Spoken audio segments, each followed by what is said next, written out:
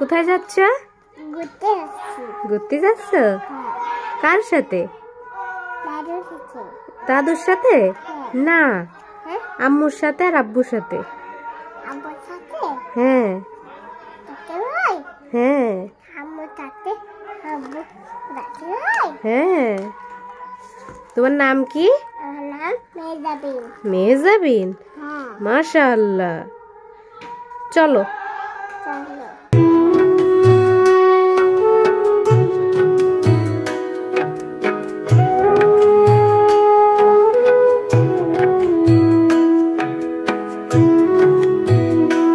আসসালামু আলাইকুম everyone, welcome back to my channel.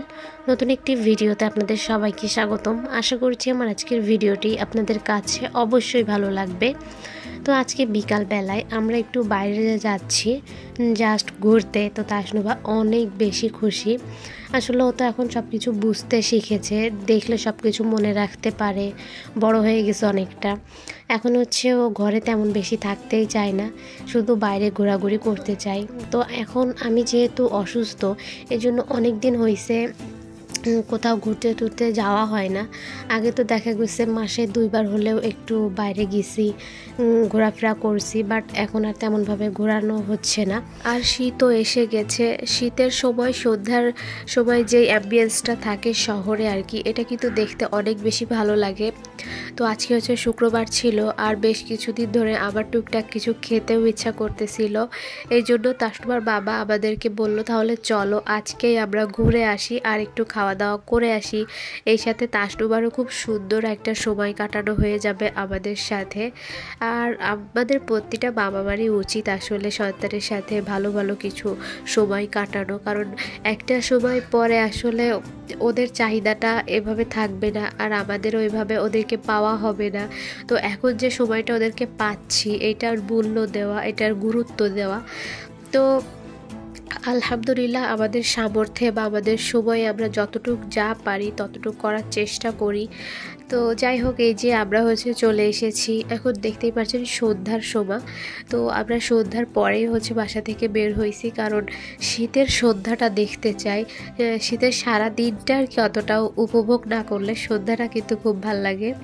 তো এই যে ভৈরব যে পার্ক দড়াটনা হয়েছে, ওইখানে আসলে দেখার মতো কিছু নাই, বাট একটু সময় কাটানোর জন্য।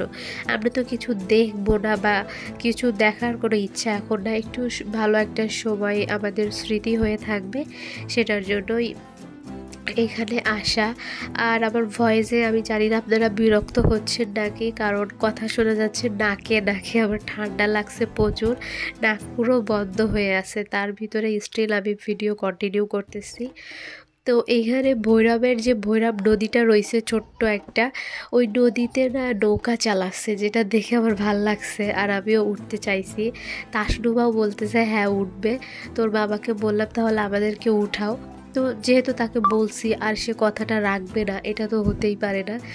তো আমরা ওয়েট করতেছি নৌকা আসার জন্য, কারণ একজনদের নিয়ে গেছে, তারা আসবে দেন আমরা উঠবো। তো নৌকাটা আসতে আসতে পুরো অন্ধকার হয়ে গেছে চারিদিকে। যাই হোক, এখন হচ্ছে আমরা যাচ্ছি নৌকায় উঠবো। বাট নৌকায় উঠে মজা লাগছে, তবে খুব বসা ছিল যেহেতু চারিদিকটা অন্ধকার। আর তার সঙ্গে খুবই এনজয় করতেছিল। ও যেহেতু এখানে বাচ্চা পোলাপানদের মধ্যে একাই ছিল, ওর সাথে ওর কোনো ভাই বোন নাই, এই জন্য ওইভাবে আনন্দটা প্রকাশ করতে পারছে না। বাট ও যে মজা পাচ্ছে, ও যে আনন্দ পাচ্ছে, এটা কিন্তু আমরা ওর ফেস দেখে বুঝতে পারছি। এই যে দেখেন, ক্যামেরাটা যখন ওর সামনে ধরছি, ও মানে তাকায় দেখতেছে যে আসলে এখানে কি হচ্ছে। এখানে দাঁড়িয়ে তার কিছু ছবি তোলা ট্রাই করছিলাম। ও আসলে অনেক ছোট, এখনও অতটা বোঝে না ছবি তোলা, ভিডিও করা। তো তার মধ্য দিয়ে যতটুকু যা পারি ততটুকু সেটা করার চেষ্টা করি আর কি।